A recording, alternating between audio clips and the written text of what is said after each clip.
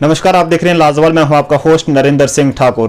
नाजरीन, जिस तरह से जम्मू कश्मीर में रोशनी स्कैम के बाद जो है यानी कि काफ़ी दिनों से रोशनी स्कैम जो है वो चर्चा में बना हुआ है और इस पर सियासी पार्टियां भी जो है वो काफ़ी ज़्यादा गरमाई हुई हैं और एक दूसरे को निशाना भी बना रही हैं। लेकिन पिछले कल जो है रोशनी स्कैम की जो है जम्मू कश्मीर हाई कोर्ट में इसकी हियरिंग की गई और इसी को लेकर हमारे साथ बातचीत करने के लिए इस वक्त मौजूद हैं जम्मू कश्मीर हाई कोर्ट के एडवोकेट शेख शकील जी। इनसे हम थोड़ा तफसील से जानकारी हासिल करने की कोशिश करेंगे ताकि वो जानकारी जो है वो आप लोगों तक भी साझा हो सके। शकील साहब, सबसे पहले तो आपका खैर मकदम है हमारे साथ बातचीत करने के लिए। शुक्रिया ठाकुर साहब आपका बहुत। जी सर, क्या कहेंगे जिस तरह से पिछले कल जो है रोशनी स्कैम को लेकर जम्मू कश्मीर हाई कोर्ट में हियरिंग की गई, क्या कुछ खास रहा? कल डिवीज़न बेंच के पास ये रिव्यू पिटीशन जो जम्मू कश्मीर सरकार ने की हुई है, कल उसकी हियरिंग थी। और आपको मालूम है कि 2 दिन पहले ये मामला सुप्रीम कोर्ट में भी पहुंचा था और सुप्रीम कोर्ट को जब ये पता चला, जब सुप्रीम कोर्ट को बताया गया कि जम्मू कश्मीर सरकार ने एक रिव्यू पिटीशन हाई कोर्ट में की हुई है, तो सुप्रीम कोर्ट का ये व्यू बना कि पैरेलल प्रोसीडिंग्स नहीं चलनी चाहिए। तो उन्होंने हाई कोर्ट को ये रिक्वेस्ट की कि आप 21 दिसंबर तक कोशिश करें कि इसको रिव्यू पिटीशन का निपटारा हो सके, जो भी है। तो इंसिडेंटली यहाँ पे रिव्यू पिटीशन जो जम्मू कश्मीर सरकार की थी वो लगी हुई थी। कल उसकी हियरिंग थी। तो अल्टीमेटली जब हियरिंग्स शुरू हुई तो सबसे पहले हमारे advocate general and DC Rana साहब, उन्होंने डिवीज़न बेंच की जो तवज्जो थी सुप्रीम कोर्ट के आर्डर की तरफ मरकूज़ की और बेंच ने कहा कि हमने ये आर्डर देख लिया हुआ है। और फिर उसके बाद डीसी राणा साहब ने कोशिश की डिवीज़न बेंच के सामने जम्मू कश्मीर सरकार का पक्ष रखने की। और उन्होंने जो रिव्यू पिटीशन फाइल किया हुआ है उसके कुछ जो इम्पोर्टेंट उनके जो पैराग्राफ्स थे उन्होंने डिवीज़न बेंच की तवज्जो से दिलवाई और उन्होंने ये एम्फसाइज करने की कोशिश की कि जम्मू कश्मीर सरकार जो है वो एक तो जो गरीब लोग हैं उनको थोड़ा सा राहत देना चाहती है, इसके अलावा जो किसान हैं उनको भी राहत देना चाहती है। तो इस तरफ उन्होंने ज़्यादा जोर दिया। उन्होंने कहा कि खुले लफ्ज़ों में कहा कि जो क्रिमिनल्स हैं, एनक्रोचर्स हैं और जो लैंड माफिया या लैंड ग्रैबर्स हैं, ये लफ्ज़ उन्होंने इस्तेमाल किए वहाँ पे। उन्होंने कहा कि इनको सरकार जो है इनको स्पेयर नहीं करेगी। लेकिन उनका ज़्यादा जोर इसी बात पे था कि हम गरीब लोगों को रिलीफ देना चाहते हैं और इसके अलावा जो फार्मर्स हैं, जो किसान हैं, तो हम चाहते हैं कि ये जो जजमेंट है ये उन लोगों के ऊपर अप्लाई ना हो। और दूसरी बात, जम्मू कश्मीर सरकार ने खुले लफ्ज़ों में अपने रिव्यू पिटीशन में ये बात कही है कि सीबीआई की जो जांच चल रही है और जो जांच अभी इस टाइम फुल स्विंग में है, लगता ऐसा है कि जम्मू कश्मीर सरकार उससे परेशान है।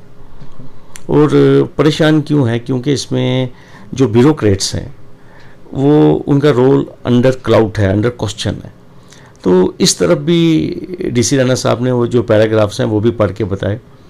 तो अल्टीमेटली डिवीज़न बेंच को ये भी बताया गया, कल ये बात मैंने डिवीज़न बेंच को बताई कि 2 रिव्यू पिटीशन जो कश्मीर से हमारे एक एडवोकेट हैं अजहरुल अमीन साहब, उन्होंने दायर किए हुए हैं। तो फिर उसके अलावा चंद और भी वहाँ पे सीनियर एडवोकेट्स थे।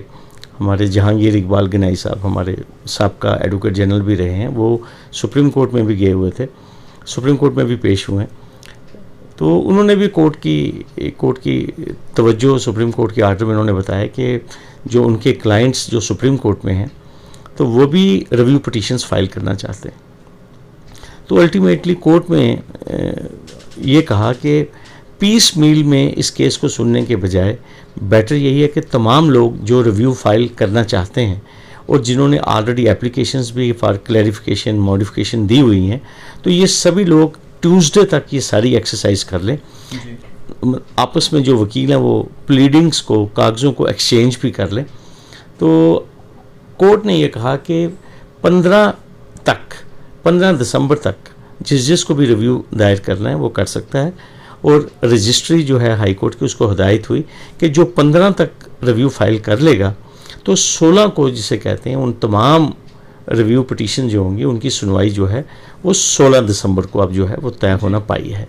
तो इसके अलावा कल एक और मज़ीद डेवलपमेंट ये थी कि सीबीआई ने सील्ड कवर में जो अपनी इन्वेस्टिगेशन का जो स्टेटस था वो डिवीज़न बेंच को बताया। डिवीज़न बेंच ने वो सील्ड कवर खोला, उस स्टेटस रिपोर्ट को प्रोड्यूस किया और फिर उसके बाद उसको दोबारा सील करके जो सीबीआई की स्टैंडिंग काउंसिल हैं मोनिका कोहली जी, उनको रिटर्न कर दिया। तो ये मैं आपको बताऊंगा कि कल जो कार्रवाई हुई है वो यही कार्रवाई है। अब 16 दिसंबर को तमाम रिव्यू पिटीशन जम्मू कश्मीर सरकार का भी और वो तमाम लोग जो अपने आप को एग्रीव्ड महसूस करते हैं डिवीज़न बेंच की जो जजमेंट है 9 अक्टूबर 2020 की, तो अल्टीमेटली अब 16 दिसंबर को सुनाई। सर, जिस तरह से इसमें जो है जो बड़े बड़े मगरमच्छ हैं, यानी कि जो जिन लोगों ने बड़ी ज़्यादा जो है लैंड ग्रैबिंग कर रखी है, जिस तरह से उन लोगों के खिलाफ कार्रवाई जो है वो अमल में लाई जाएगी, क्या इसी के साथ साथ जो किसान लोग हैं यानी कि जो अपनी खेतीबाड़ी में हल चलाते हैं, क्या उनके खिलाफ भी इसी तरह से बराबर कार्रवाई लाई जाएगी या उनके लिए कुछ अलग रहेगा?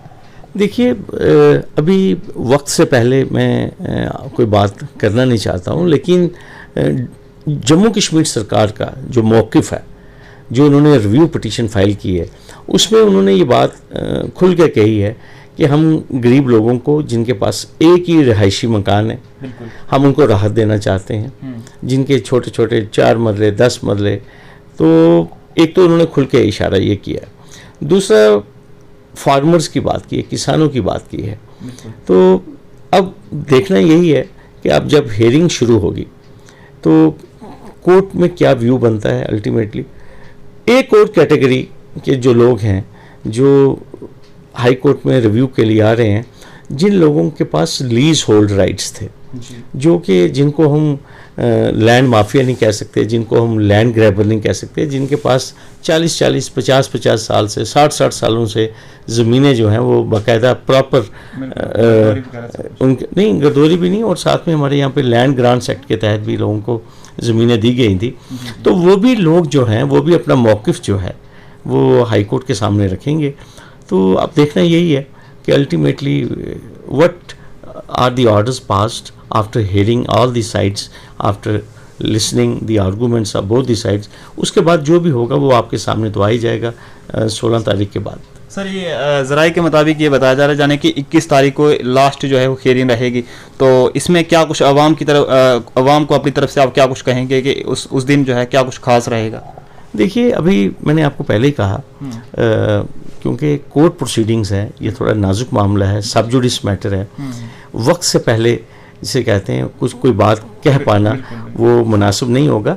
अभी आपको मालूम है हमारा जुडिशल प्रोसेस ऐसा है कि हर एक पार्टी जो है वो अपना मौक़िफ़ कोर्ट के आगे रखती है, और जो हमारा सिस्टम यही है कि जो हमारे जजेस हैं वो तमाम पार्टीज़ को सुनने के बाद जो उनको मुनासिब फ़ैसला लगता है वो फैसला करते हैं। तो लिहाजा आप इंतज़ार कीजिए, it's a question of I think 5-10 days, तो सारी चीज़ें जो हैं वो सामने आ जाएंगी। जी, शकील साहब, आपका बहुत बहुत शुक्रिया अपना कीमती वक्त देने के लिए।